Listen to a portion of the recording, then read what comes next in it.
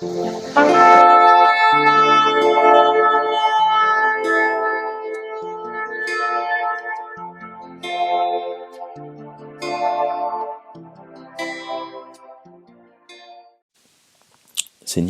nous te bénissons, Papa. Nous te louons, nous t'exaltons. Seigneur, merci pour ce matin et merci pour ce partage. Vraiment, Seigneur, que tu parles, Seigneur, à nos cœurs, que tu parles à mon cœur, Papa. Béni soit ton nom, Seigneur, et loué soit ton nom. Merci pour cette exhortation, merci pour ta grâce. Au nom de Yeshua, Seigneur, parle-nous.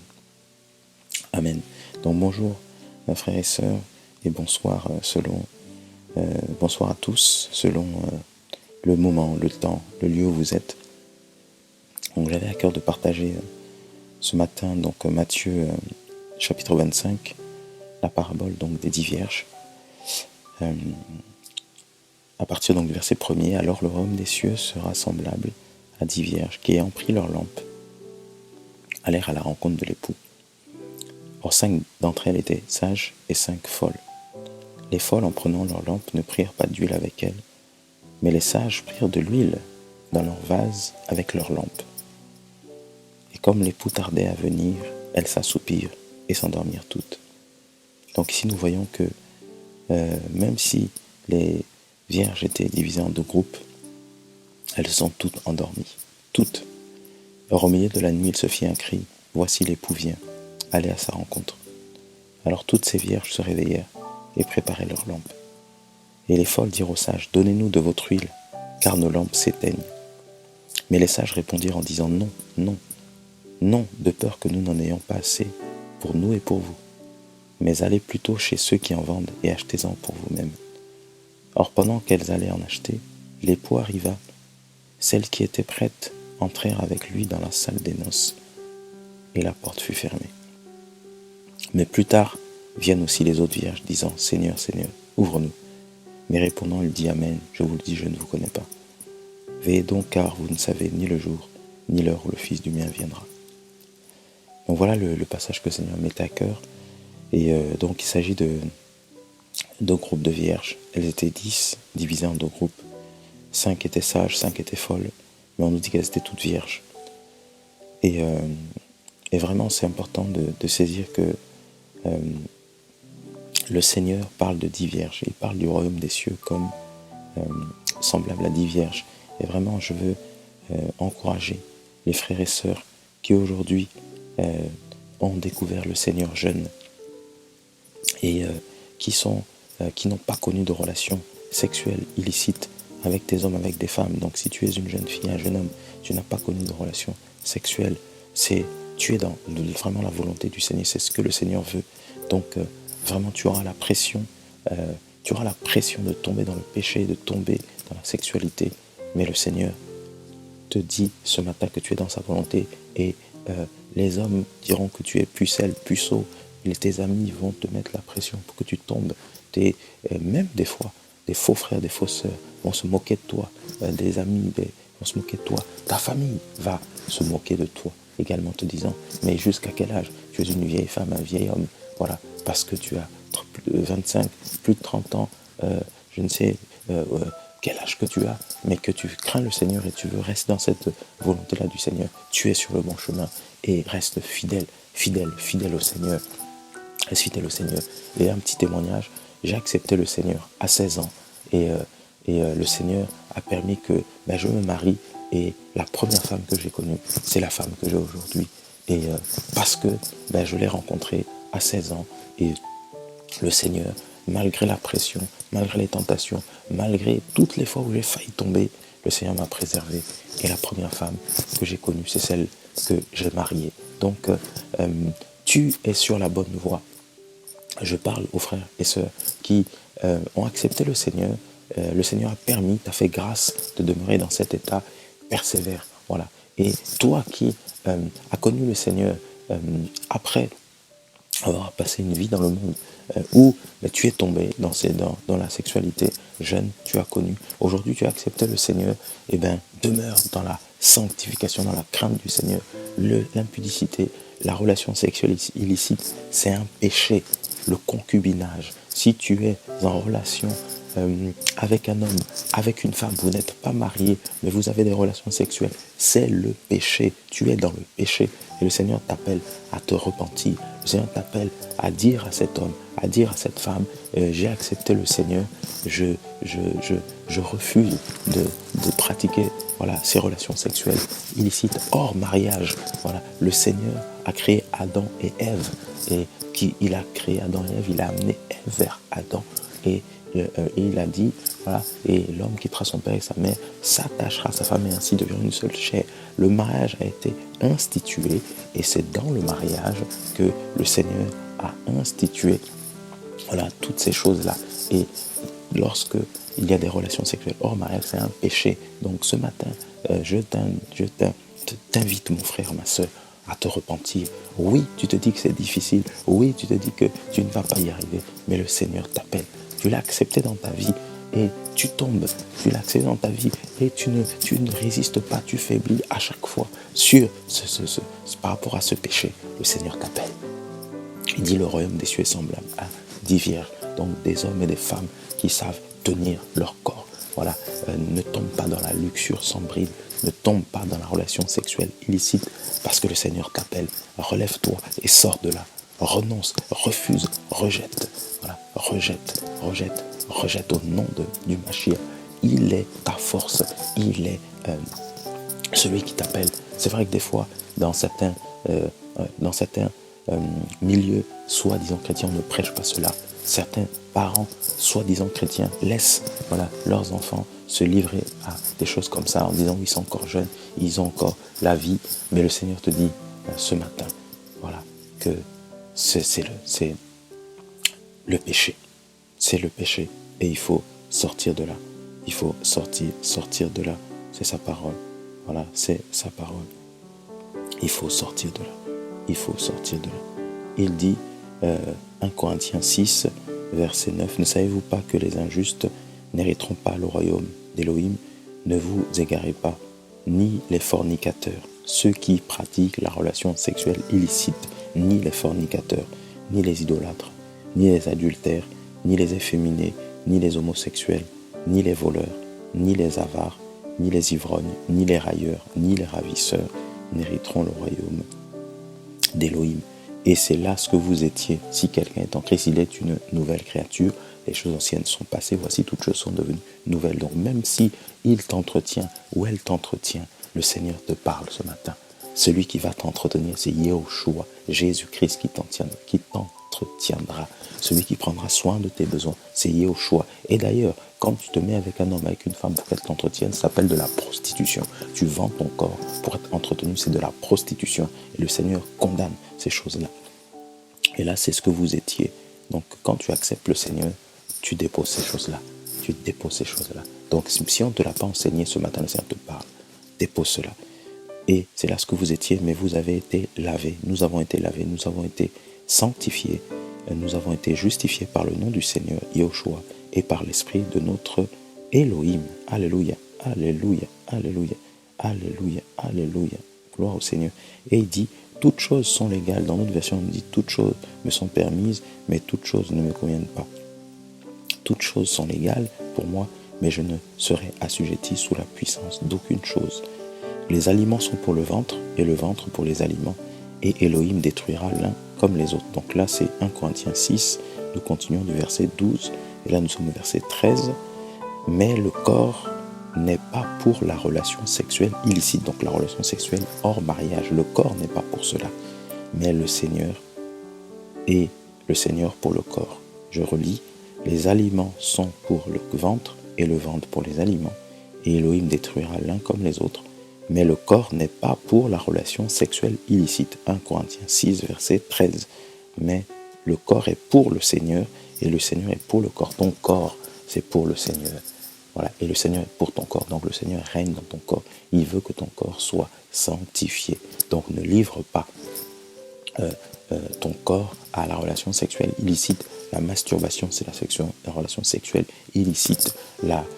Toutes les pratiques, embrasser un homme, une femme hors mariage, c'est la c'est de l'impudicité. Ne te dis pas, oui, mais on s'embrasse simplement.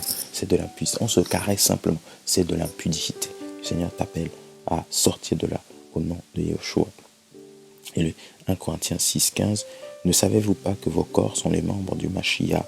Prenez donc les membres du Mashiach. Je relis. Ne savez-vous pas que vos corps sont les membres du Mashiach? Prenant donc les membres du Mashiach, en ferai-je les membres d'une prostituée? Voilà ce que le Seigneur dit, 1 Corinthiens 6, verset 15. Prenant donc les membres du Mashiach, en ferai-je les membres d'une prostituée? Que cela n'arrive jamais. Ou bien ne savez-vous pas que celui qui se joint à la prostituée devient un même corps avec elle, car il est dit, les deux deviendront une seule chair. Voilà, donc si tu pratiques la relation sexuelle illicite, tu deviens une seule chair avec la femme, avec l'homme avec qui tu vas. Donc si c'est un sorcier, il te communiquera la sorcellerie. Vous savez, toutes ces relations-là, elles sont spirituelles. Donc tu te joins avec quelqu'un, tu embrasses, tu embarques, tu te lies à tous ses problèmes, à tout ce qu'il a dans sa vie. Tu vas avec quelqu'un qui est dans la dépression, bien chargé par la mort. Tu rentres dans cela. C'est pour ça qu'à chaque fois que tu vas dans ces relations-là, regarde, tous les hommes avec qui tu vas, toutes les femmes avec qui tu vas, tu te vantes ton palmarès. Et là, je parle à ceux qui ne connaissent pas le Seigneur. C'est toi qui tombes sur ce message. Toi qui ne le connais pas, tu te vantes de ton palmarès. Tu te vantes, oui, je suis avec telle femme. Elle est plus âgée que moi. Elle a 40 ans. Avec tel homme, il a 40 ans. Oui, il est riche, elle est riche. Tu te vantes de tout cela. Mais sache que tous ceux avec qui tu vas, tu es en train de vendre ton corps. Spirituellement, tu vends et tu es en train de te charger de tous ces problèmes, tous ces démons, tous ces esprits. Et tu es chargé. C'est pour ça que tu pleures. C'est pour ça que tu pleures. C'est pour ça que tu n'avances pas. C'est pour ça que tu es soucieuse. C'est pour ça que quand tu es seul dans l'endroit que nous appelons les toilettes, c'est l'endroit où chacun est seul. On ne va pas à deux dans les toilettes, mais quand tu es là-bas, tu cogites, tu réfléchis, tu raisonnes, parce que le Seigneur te parle et tu es malheureux au fond de toi. Tu veux arrêter. Ce matin, le Seigneur t'appelle. Le Seigneur t'appelle, le Seigneur t'appelle, le Seigneur t'appelle. Le Seigneur t'appelle. Alléluia. Mais celui qui se joint au Seigneur est avec lui un seul esprit. 1 Corinthiens 6, 17. Celui qui se joint au Seigneur est avec lui un seul esprit. 1 Corinthiens 6, 18. Fuyez la relation sexuelle illicite. Fuyez. C'est-à-dire que quand la séduction arrive, quand une femme, un homme te fait des propositions, fuis. Ne discute pas. Fuis. Voilà ce que c'est dire. Comme Yosef ou Joseph. Quand la femme de Potiphar, dans Genèse, je crois 39, a commencé à poser ses regards sur lui. Tous les jours, elle lui faisait des avances. C'était du harcèlement sexuel. Tous les jours. Et jusqu'au jour où ils étaient tous les deux seuls dans la maison, tous les autres serviteurs étaient partis, son mari était parti, elle l'a attrapé, elle lui a demandé de coucher avec lui, et comme il a refusé, et Joseph a fui, mais elle a récupéré son vêtement. Ça veut dire qu'elle le tenait, elle a tiré son vêtement, et il a fui, mais elle a tiré son vêtement. Donc, même si on te cherche, fuis simplement, fuis. Tout autre péché qu'un être humain commet est extérieur à son corps, mais celui qui se prostitue pêche contre son propre corps. Donc toi qui es marié, qui vis dans l'adultère, c'est pratiquer des relations sexuelles dans le mariage, mais pas avec ta femme, pas avec ton mari, avec quelqu'un d'autre. C'est aussi toi qui parles avec tes sœurs, dans ton cœur il y a plein de sentiments, avec un frère, des sentiments vers ce frère, pour ce frère, pour cette sœur. Alors que tu es marié, c'est tellement,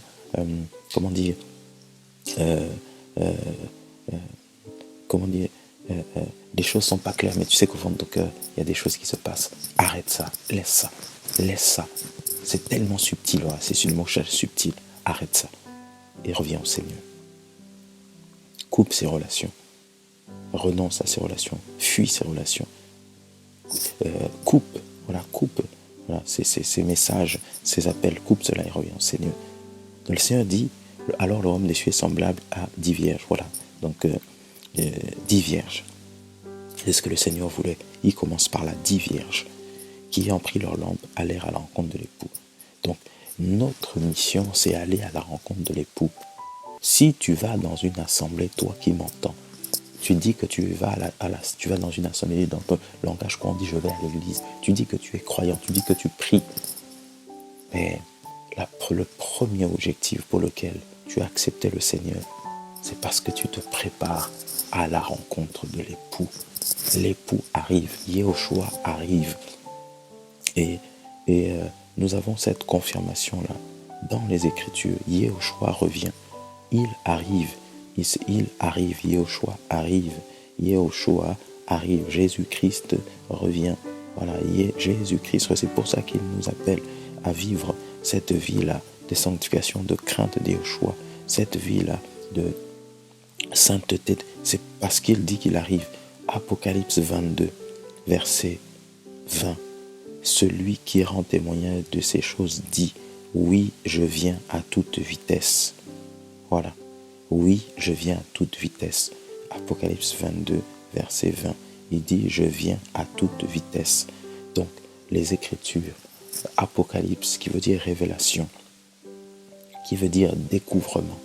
Ce livre nous dit, dans l'avant-dernier verset, celui qui rend témoignage de ces choses dit, oui, je viens à toute vitesse. Il arrive à toute vitesse. Donc toi qui vas dans une assemblée, toi qui dis que tu es chrétien, que tu es disciple du Mashiach, la première raison pour laquelle aujourd'hui tu as quitté le monde, aujourd'hui tu dis que tu vas dans une assemblée et tu n'as pas encore quitté le monde, sache-le, si ta première raison n'est pas d'aller à la rencontre de l'époux, si ta première raison n'est pas de t'attendre au retour du Mashiach, tu n'es pas croyant, tu ne le sers pas. Et c'est pour cela que ta vie est en désordre. Et c'est pour ça que ici on nous dit qu'il y avait des vierges qui étaient sages. Proverbe 1, verset 7 nous dit que la crainte de Yahweh est le commencement de la sagesse. La crainte de Yahweh. Donc les vierges sages avaient la crainte de Yahweh selon Proverbe 1, 7. Et on nous dit dans le même verset aussi, les fous méprisent la sagesse. Les 5 vierges folles, elles méprisaient la sagesse. Donc elles méprisaient la crainte de Yahweh. Elles n'avaient pas la crainte de Yahweh. Donc 2 groupes. 5 qui étaient vierges, les 5 autres qui étaient vierges, donc 10 qui étaient vierges, donc qui à l'apparence étaient disciples de Yehoshua, d'apparence physique, parce que la virginité c'est quelque chose de physique, mais quand dans l'état spirituel de ces vierges était différent. Il y avait 5 qui craignaient Yahweh et 5 autres qui méprisaient la sagesse, donc qui méprisaient la crainte de Yahweh. Celles qui méprisaient la crainte de Yahweh avaient pris leur lampe. La lampe, c'est l'image de la parole également, l'image des Écritures, mais elles n'avaient pas pris l'huile avec. Elles n'avaient pas pris l'huile. Et celles qui méprisaient la sagesse, qui méprisaient la crainte de Yahweh, qui méprisaient la sagesse. Et les 5 sages, donc les vierges qui avaient la crainte de Yahweh, qui avaient la sagesse de Yahweh, la crainte de Yahweh, elles avaient pris leur lampe, la parole, mais elles avaient pris l'huile. Et frères, la lampe est l'image de la parole. La parole est lampe à mes pieds, lumière sur mon sentier. Donc, la parole. Nous avons besoin de l'huile, frère, pour comprendre la parole. L'huile, c'est l'image de l'Esprit du Seigneur, l'image de la présence du Seigneur.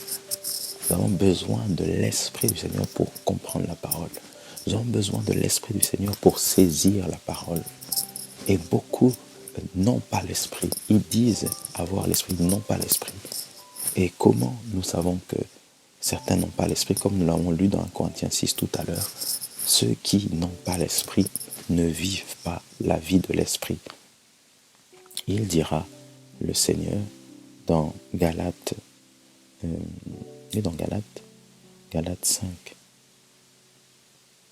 16, il dira le Seigneur, mais je dis, Galates 5, 16, Paulos parle, le Seigneur parlera de la bouche de Paulos, donc de Paul, mais je dis, marchez selon l'Esprit, vous n'accomplirez pas les désirs de la chair. Ceux qui ont le Seigneur marchent par l'Esprit, les vierges qui avaient la crainte de Yahweh marchaient par l'Esprit. elles marchaient par l'esprit. Mais les 5 vierges folles marchaient par la chair. Et Galates 5, verset 17 nous dit, la chair désire le contraire de l'esprit. C'est pour cela que les vierges qui étaient sages, qui marchaient par l'esprit, ont pris des vases avec de l'huile, ont pris des réserves, en plus de leurs lampes. Mais les vierges qui étaient folles, qui méprisaient la crainte de Yahweh, ont pris les lampes, mais n'ont pas pris de vase. Donc elles marchaient elles avaient des avis contraires, une démarche contraire, parce que les 5 sages marchaient par l'esprit et les autres marchaient par la chair. Elles se disaient, on aura assez d'huile dans la lampe, elle ne va pas s'éteindre. Les autres se sont dit, on ne sait jamais, on va être prudente. La sagesse, la prudence, le discernement. On va prendre les lampes, mais on prend ensuite des réserves d'huile, parce que si la lampe s'éteint, on est foutu. Et en plus, il fait nuit. On ne verra plus rien. Il fait nuit. Les enfants du Seigneur, les fils de Yahushua, les vrais enfants de Yahweh, les vrais enfants d'Élohim, les vrais enfants de Jésus, le Seigneur leur donne la vision. Ce sont des visionnaires. Le Seigneur leur permet de voir les choses à l'avance. C'est pour cela que toi, enfant du Seigneur, c'est pourquoi toi, enfant d'Élohim, lorsque tu marches avec le Seigneur, il te fait voir les choses à l'avance. C'est pour ça, frère, que beaucoup voient des réunions à l'avance. Beaucoup ont des visions sur des choses qui vont se passer, des choses qui vont arriver. Beaucoup voient des choses à l'avance. Parce que le Seigneur parle. Les vrais enfants d'Élohim voient les choses à l'avance. Les vrais enfants d'Élohim, le Seigneur leur révèle les choses. Ils ont l'esprit qui est ouvert. Le Seigneur illumine les yeux de leur cœur, les yeux de leur entendement. Les vrais enfants d'Élohim, ils reçoivent des choses. Ils ont la révélation du Seigneur, l'éclairage du Seigneur quand ils marchent, quand ils lisent la parole, quand des événements arrivent dans leur vie, quand des choses arrivent dans leur vie. Sur le coup, oui, ils peuvent être troublés, ils peuvent être choqués, mais le Seigneur leur parle et il leur dit, mon fils, ma fille, calme-toi, parce qu'il voit les choses. Ils ont été blessés, ils ont été brisés, ils ont été cassés, ils sont persécutés, ils sont terrassés, mais ils ont des réactions différentes parce que le Seigneur leur permet de voir les choses à l'avance. Des choses que l'oreille n'a pas entendues, des choses que l'œil n'a pas vues, des choses qui ne sont point montées au cœur de l'homme, mais des choses qui viennent par l'Esprit, alléluia, des choses qui viennent par la révélation, des choses qui viennent par la puissance d'Élohim, des choses qui viennent, alléluia, qui ne viennent pas de l'homme, mais qui viennent d'en haut, des choses qui viennent de l'invocation. Invoque-moi, je te répondrai, je t'annoncerai des choses cachées, des choses que tu ne connais pas, alléluia, karabashayabaka. Oui, des choses que tu ne connais pas. Alléluia. Alléluia.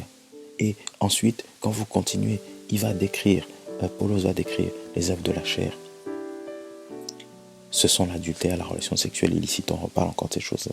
L'impureté, la luxure sans bride, l'idolâtrie, la sorcellerie, les inimitiés, les querelles, les jalousies, les animosités, les esprits de parti, les divisions, les sectes, les envies, les meurtres, les ivrogneries, les orgies et les choses semblables à celles là-haut, au sujet desquelles je vous prédis, comme je vous l'ai déjà dit, que ceux qui commettent de telles choses n'hériteront pas le royaume d'Élohim.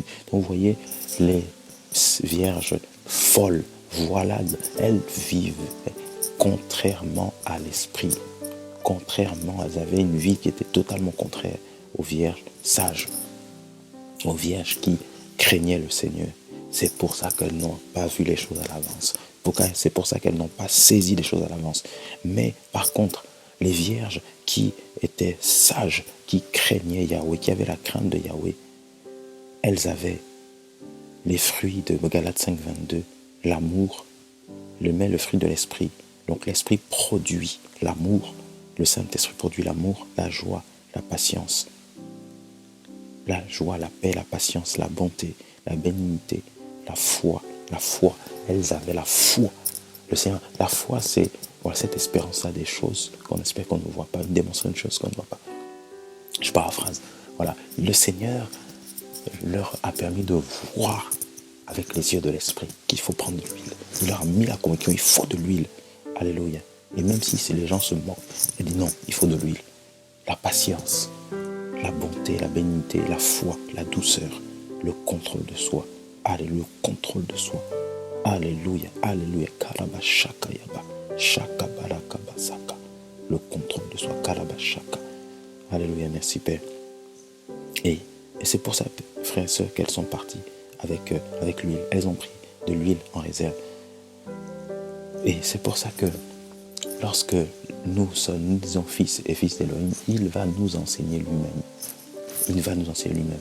Elles avaient la parole, la lettre, mais elles n'avaient pas. Elles avaient le logos, la lettre, les écritures, mais elles n'avaient pas le réma. Et celles qui craignaient le Seigneur avaient le logos, les écritures, mais elles avaient aussi l'huile, le réma, la révélation, l'éclairage. Alléluia. Et c'est pour ça qu'elles sont parties. C'est pour ça qu'on nous dit qu'elles avaient l'huile. Et c'est pour ça, frères et sœurs, que beaucoup aujourd'hui se disent vierges, donc disciples du Mashiach, disciples du Seigneur. Et c'est pour ça qu'il y a toutes ces dénominations, les églises catholiques, évangéliques, baptistes, pentecôtistes, l'église réformée, les sectes, les Munzal, je ne sais pas quoi, les kimbanguistes, les raéliens, je ne sais pas, tous ces mouvements-là bizarres, là, toutes ces dénominations, dont certains qui sont vraiment bizarres, certains qui, en tout cas, d'apparence, vous voyez qui cherchent ce nom, mais d'autres, c'est tellement flagrant, c'est voilà, des choses bizarres qui se passent dedans, tout ça. Mais malgré ça, comme certains mettent le nom de Dieu dedans, voilà, ils disent qu'ils prient Dieu, ben, tout le monde dit voilà, qu'il le prie, qu'il est croyant. Mais le Seigneur nous dit ici que d'apparence, oui, d'apparence, on voit la virginité d'apparence, on pense que les gens sont croyants, cherchent le Seigneur. Mais le Seigneur ne demande pas de regarder à l'apparence. Et voilà, il dit l'homme, l'être humain, regarde à ce qui frappe le regard. Il s'attache, il s'arrête à ce qui frappe le regard. Mais le Seigneur regarde à la profondeur. C'est ce qu'il va dire dans Samuel 16, à Samuel, donc le prophète. Mais le Seigneur, lui, regarde au cœur, aux profondeurs, les choses qui ne se voient pas. Et la sagesse, c'est pas quelque chose qui se voit à l'œil nu. La crainte de Yahweh, ce n'est pas quelque chose qui se voit d'apparence comme ça de premier abord. La crainte de Yahweh, ou même la folie de premier abord. Quand tu vois quelqu'un, tu ne sais pas d'apparence qu'il est fou, qu'il méprise Yahweh. Mais quand tu creuses, quand tu fréquentes la personne, quand tu vis avec la personne, quand la personne commencera à ouvrir sa bouche, c'est là que tu verras le fruit. Le fruit. Est-ce qu'il y a le fruit de l'esprit ou le fruit de la chair? Et c'est pour cela, frère, que c'est important d'avoir la parole, les écritures, le logos, et d'avoir aussi le réma.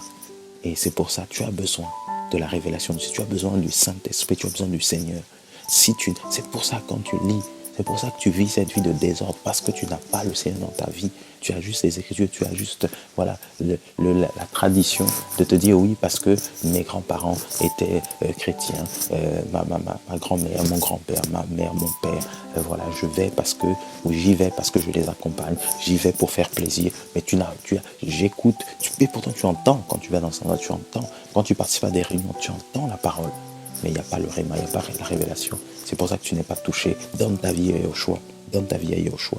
Donne ta vie à Yahushua. Et on nous dit que, et comme les poutards à venir, et aujourd'hui nous sommes dans ce temps-là, où les gens se disent non mais il n'arrive pas, non mais c'est pas vrai, le Seigneur ne vient pas. Apocalypse 22, 20, je viens à toute vitesse. Et c'est pour ça qu'il y a un assoupissement. Et on nous dit que toutes sont assoupies. Toutes. Frères et sœurs, faisons attention. Nous sommes dans un temps où l'ennemi veut que tout puisse, voilà, même toi qui crains le Seigneur, que tu puisses t'assoupir. L'endormissement, la mort spirituelle guette les fils, les vrais fils et les fils d'Élohim. L'ennemi cherche même à te séduire, à nous séduire. L'ennemi cherche à séduire, à détruire. L'assoupissement. Parce que beaucoup se disent, oui, bon, c'est long, oui, mais depuis des années, des siècles même, on parle du retour de Yeshua, depuis des siècles. Depuis des millénaires, on parle du retour du Mashiach. Mais le Mashiach n'arrive pas. Mangeons et buvons. Voilà, faisons-nous plaisir. Et c'est pour ça qu'il y a tellement de courants. Attachons-nous aux choses de la terre.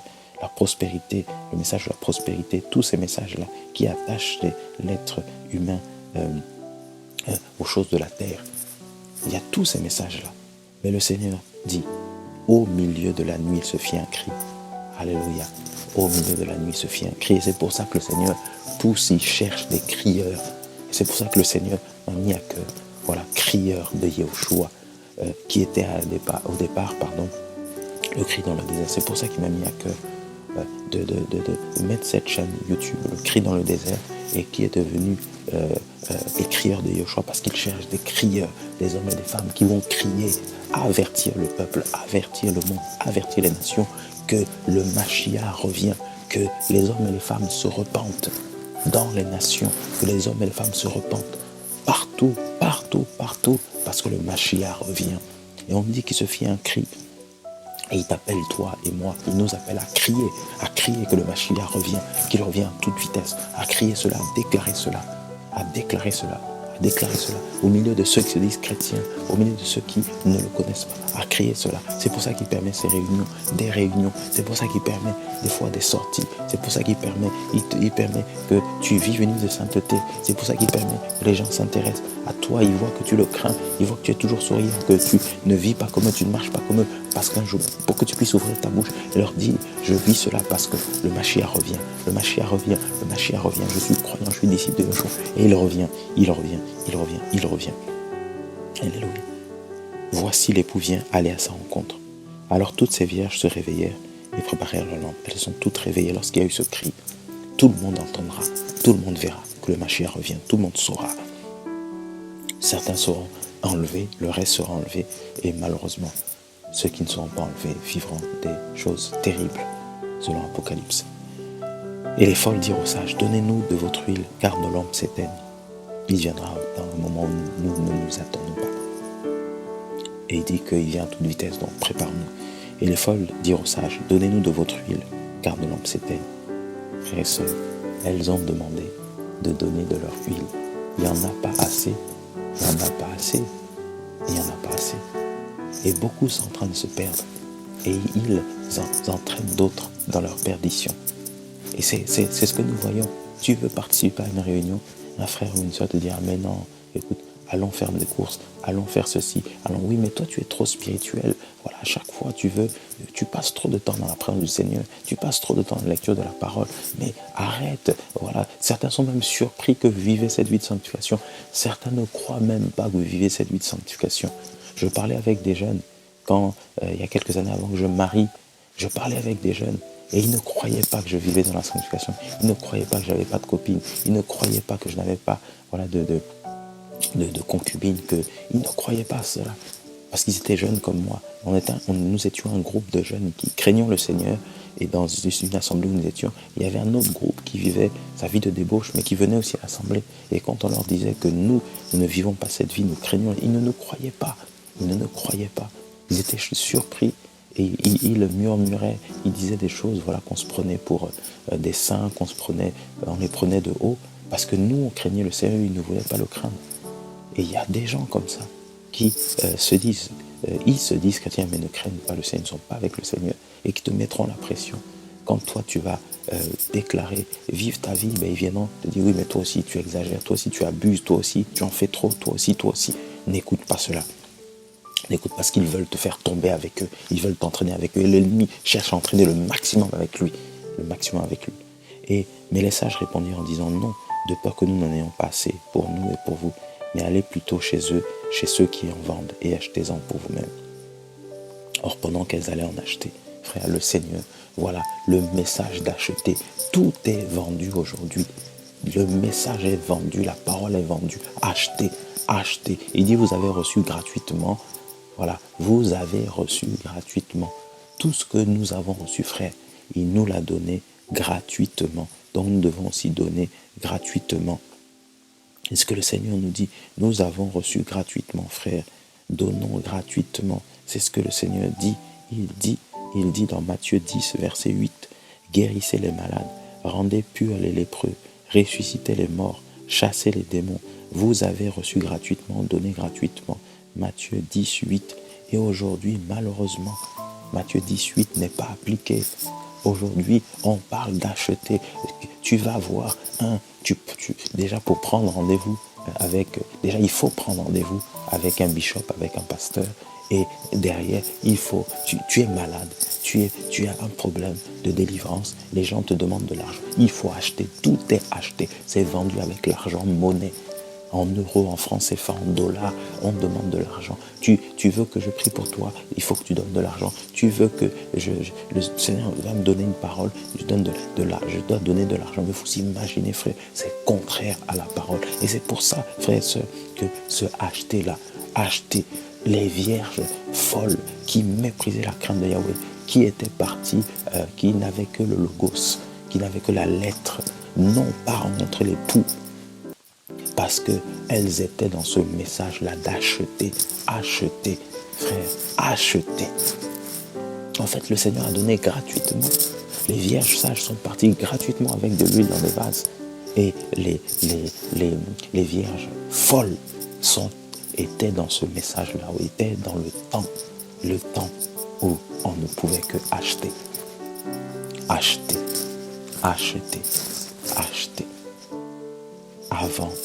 Auparavant, il n'en était pas ainsi. Le Seigneur a créé Adam et Ève. Ils n'achetaient rien dans le jardin d'Éden.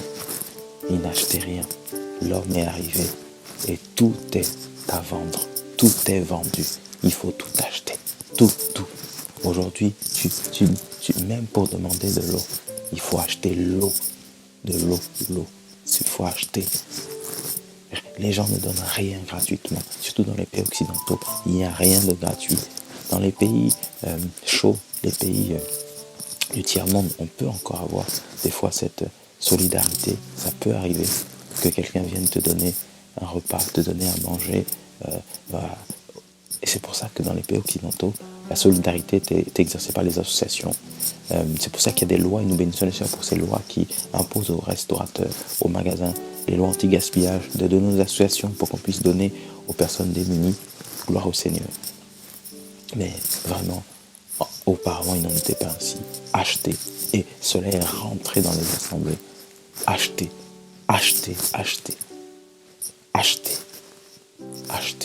La prospérité et la vente. On vend les messages, on vend les livres, on vend la prière, on vend. Le Seigneur est contre ce message. Et c'est pour ça que ces vierges folles ne sont pas rentrées. Parce que le Seigneur leur avait donné gratuitement des parts, elles ont refusé. Et elles voulaient acheter. Mais c'était trop tard. Or, pendant qu'elles allaient en acheter, l'époux arriva. Voilà. Celles qui étaient prêtes entrèrent avec lui dans la salle des noces. Et la porte fut fermée. La porte sera fermée. Et la porte est fermée à tous ceux qui vendent le message, qui vendent la parole. Certains le font par ignorance. Et ma prière, notre prière, c'est que le Seigneur les touche. Parce qu'il nous a dit, nous avons reçu gratuitement, donnons gratuitement. Et il parlait à guérir les malades, chasser les démons. Voilà. C'est le service. Le service. Il nous a donné gratuitement le service. Nous chantons pour sa gloire. Nous chantons pour sa gloire. Et nous chantons gratuitement pour sa gloire. Et c'est lui qui touche des frères et des sœurs. C'est lui qui se glorifie, qui agit. C'est lui qui opère. C'est pas un business, c'est pas un métier. Servir le Seigneur, c'est pas un métier. Chantre du Seigneur, c'est pas un métier. Pasteur n'est pas un métier. Chantre n'est pas un métier. Prophète, docteur, apôtre, c'est pas un métier. Ce n'est pas un métier. C'est un service. C'est un service, c'est pas un métier. Paulos, qui était, je pense, plus que nous qui sommes là aujourd'hui, personne ne lui arrive à sa cheville. On nous dit qu'il était faiseur de tentes. Il était faiseur de tentes. Et je vais lire un passage pour nous éclairer. Toi qui écoutes cette parole-là, je vais lire un passage pour nous éclairer, parce que des fois on a des débats pour rien du tout. Voilà, je vais lire un passage pour nous éclairer. Paul va parler aux anciens d'Éphèse. Ça, c'est pour nous éclairer tous. Parce que c'est vraiment important. Il dira au verset acte 20, verset 32, « Et maintenant, frères, je vous remets à Elohim et à la parole de sa grâce, à celui qui est puissant pour achever de vous édifier et pour vous donner l'héritage avec tous les sanctifiés. » Verset 33, « Je n'ai désiré ni l'argent, ni l'or, ni l'habit de personne. » Voilà ce que Paul va dire. « Je n'ai désiré ni l'argent, ni l'or, ni l'habit de personne. Mais vous savez vous-même que pour mes besoins et pour ceux qui étaient avec moi, ses mains y ont servi, ses mains y ont pourvu dans d'autres versions. Voilà. Je vous ai annoncé, je vous ai montré en toutes ces choses que c'est ainsi qu'il faut aider les faibles en travaillant dur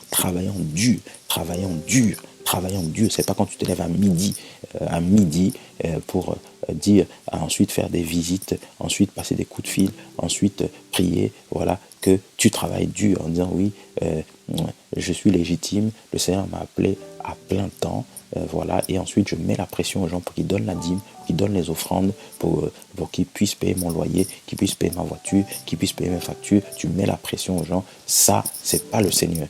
Paulos était apôtre, il dit, je n'ai désiré ni l'or, ni l'argent, ni l'habit de personne, et vous savez que mes mains, pour mes besoins à moi-même et pour les besoins de ceux qui étaient avec moi, parce qu'il avait son équipe avec lui, mes mains ont pourvu à leurs besoins, mes mains ont servi, donc ses mains ont servi.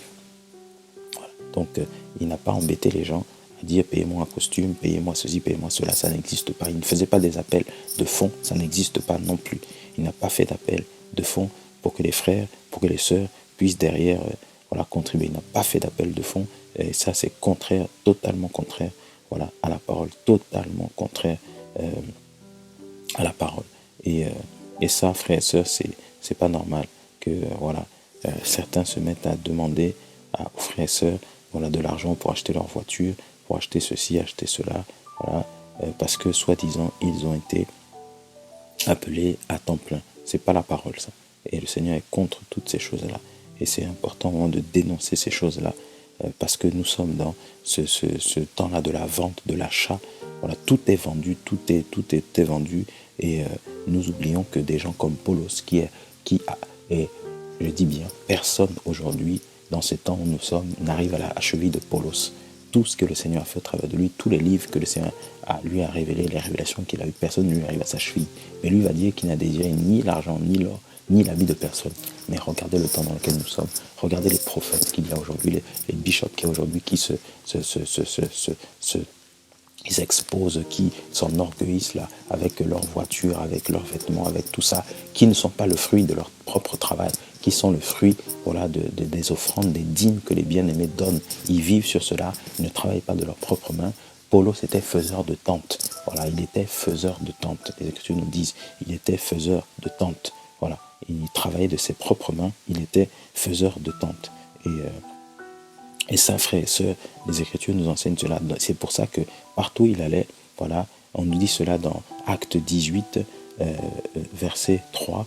Et parce qu'il était de même métier, on parle bien de Paulos, il demeura chez eux et il travaillait car ils étaient faiseurs de tentes de leur métier. Voilà, il était faiseur de tentes. Paulos, que nous connaissons, était faiseur de tentes. Donc, c'est pour ça qu'il dira dans Acte 20 que ses mains ont pourvu à ses besoins et aux besoins de ceux qui étaient avec lui parce qu'il était faiseur de tentes. Et c'est pour ça que la porte sera fermée à ceux qui dépouillent les frères, dépouillent les sœurs, voilà, qui disent qu'ils sont leurs pères spirituels. Mais un père, voilà, amasse pour ses enfants. Un père ne dépouille pas ses enfants. Si vous êtes vraiment des pères, si nous sommes vraiment des pères, pour ceux qui le disent, eh bien, le père amasse pour ses enfants, il ne les dépouille pas. Mais nous voyons l'inverse des soi-disant pères spirituels, alors que le père spirituel, c'est le Seigneur, donc, ou père dans la foi, si nous disons des pères dans la foi, eh bien, les pères amassent pour les enfants, ils ne les dépouillent pas. Mais aujourd'hui, nous assistons à un dépouillement des pauvres femmes, des pauvres hommes, des pauvres familles, ou des faibles familles, ou même des familles aisées qui vont dans les assemblées avec des biens et qui ressortent dépouillés. C'est pas, nous dénonçons cela. Et c'est pour ça que la porte sera fermée. Elle sera fermée à ce type de personnes-là qui dépouillent les autres. Parce que le Seigneur revient. Et c'est pour ça qu'il dénonce la vente, l'achat. Voilà. Et voilà, nous avons des exemples comme Paulos, comme voilà, les apôtres, qui ont vu le Mashiach, qui ont rencontré le Mashiach, qui ont voilà, écrit tous ces livres, tous ces épîtres. C'est pour nous interpeller, frères. Donc, si tu dois donner ton argent, arrête de donner ton argent. Arrête. Soutiens, prie le Seigneur, soutiens des vraies causes. Le Seigneur te met à cœur des vraies causes dans lesquelles tu vois des fruits. Et il y a pas mal de frères à qui le Seigneur a donné des projets, des associations qui aident les orphelins, qui aident les veuves, des frères qui font un vrai travail d'évangélisation. Voilà, dans les nations. Eh bien, le Seigneur te met à cœur, soutiens ces œuvres-là. Soutiens des frères, des sœurs que tu connais, que tu vois dans la difficulté, dans le besoin. Soutiens financièrement ces personnes-là. qui sont à côté de toi, des voisins, des amis, de la famille. Soutiens-les financièrement, soutiens, des soutiens, donne soutien, aide, voilà, aide ces enfants que tu vois là qui souffrent, aide-les, parraine dans des associations des enfants, parraine, voilà, parraine, fais l'œuvre du Seigneur. Mais ne donne pas ton argent pour avoir la guérison, pour avoir cela. Si on te demande cela, ne donne pas. Ce sont des faux prophètes. Cette femme qui avait cette perte de sang depuis plusieurs années, elle a été voir le médecin. On me dit qu'elle a dépensé tout son argent. Elle n'a pas eu la guérison. C'est pour ça que tu ne fais que dépenser ton argent. Tu n'es pas guéri, tu n'es pas délivré. Mais parce que le Seigneur nous a donné gratuitement, nous devons donner gratuitement. Tu perds ton temps. Bon, arrête de donner. En fait, tu es devant des marabouts, des féticheurs. C'est le même travail qu'ils font. C'est juste qu'ils ont changé de nom. Ils ont mis bishop, pasteur, prophète, ainsi de suite. Mais ce sont des marabouts, ce sont des voyants. Donc tu n'auras rien parce qu'ils n'ont pas le Seigneur. Au nom de Yoshua. Mais plus tard, viennent aussi les autres vierges, donc les vierges folles. La porte était déjà fermée. Il dit Seigneur, Seigneur, ouvre-nous. Mais répondant, il leur dit Amen, je vous le dis, je ne vous connais pas. Je ne vous connais pas. Veillez donc, car vous ne savez ni le jour ni l'heure où le Fils d'humain viendra. Je ne vous connais pas. Et quand vous lisez je ne vous connais pas, ça nous renvoie à un passage qui est également dans Matthieu. Le Seigneur dira quelque chose de très intéressant. Pour le titre, c'est les faux prophètes reconnaissables à leurs fruits. Mais gardez-vous des faux prophètes qui viennent à vous en habit de brebis. Mais au-dedans, ce sont des loups ravisseurs. Vous les reconnaîtrez à leurs fruits. Cueille-t-on un raisin sur des épines ou des figues sur des chardons? Les fruits, c'est Galates 5 qu'on a lu tout à l'heure. Le fruit de l'esprit, le fruit de la chair. Ainsi, tout bon arbre produit de bons fruits, mais l'arbre pourri produit de mauvais fruits. Un bon arbre ne peut produire de mauvais fruits, ni un arbre pourri produire de bons fruits. Tout arbre qui ne produit pas de bons fruits, vous les reconnaîtrez donc à leurs fruits. Ceux qui me disent Seigneur, Seigneur n'hériteront pas tous dans le royaume des cieux, mais celui qui fait la volonté de mon Père qui est dans les cieux. Beaucoup me diront ce jour-là, Seigneur, Seigneur, n'est-ce pas en ton nom que nous avons prophétisé, en ton nom que nous avons chassé les démons, en ton nom que nous avons fait beaucoup de miracles? Alors je leur dirai ouvertement, je ne vous ai jamais connus. Voilà, c'est la même chose que dit Matthieu 25. Je ne vous connais pas. Et là c'est encore plus fort, je ne vous ai jamais connus. Retirez-vous de moi, vous qui travaillez pour la violation de la Torah. Donc toutes ces personnes-là que nous avons décrites travaillent pour la violation de la Torah. Donc, tu les reconnaîtras à leurs fruits et fuis-les. Sors de cette assemblée, sors de ces coupe, refuse cette fréquentation, cette relation. Refuse, bloque le numéro de ce bishop-là, de ce prophète, de ce docteur qui ne fait que t'appeler, te harceler. Bloque ce numéro-là et expose-le, dénonce-le pour que d'autres aussi soient au courant. Expose, dénonce cela pour que d'autres le sachent, d'autres soient au courant. Et que toi qui étais victime d'abus sexuels, de toutes ces choses à part ce bishop, dénonce cela. Il faut dénoncer ces choses-là. Il faut dénoncer. N'aie pas peur, dénonce ces choses-là pour que le nom du Seigneur soit glorifié et que les ténèbres soient exposées. Ne participons pas aux œuvres des ténèbres, mais dénonçons-les, dénonçons-les, pour que le nom du Seigneur soit glorifié. Voilà, il dit veillez, voilà, veillez. Et nous terminons par là. Le dernier verset nous dit veillez. Donc, car vous ne savez ni le jour ni l'heure où le Fils d'humain viendra. Veillons, frères et sœurs, veillons. Nous sommes des sentinelles, veillons. Que toute la gloire revienne au Seigneur. Père, merci pour ta grâce. Et merci pour ce passage. Merci pour ton éclairage. Au nom de Yoshua, Seigneur, aide-nous à veiller. Et parle-nous encore. Continue à nous parler au nom de Yoshua. Amen.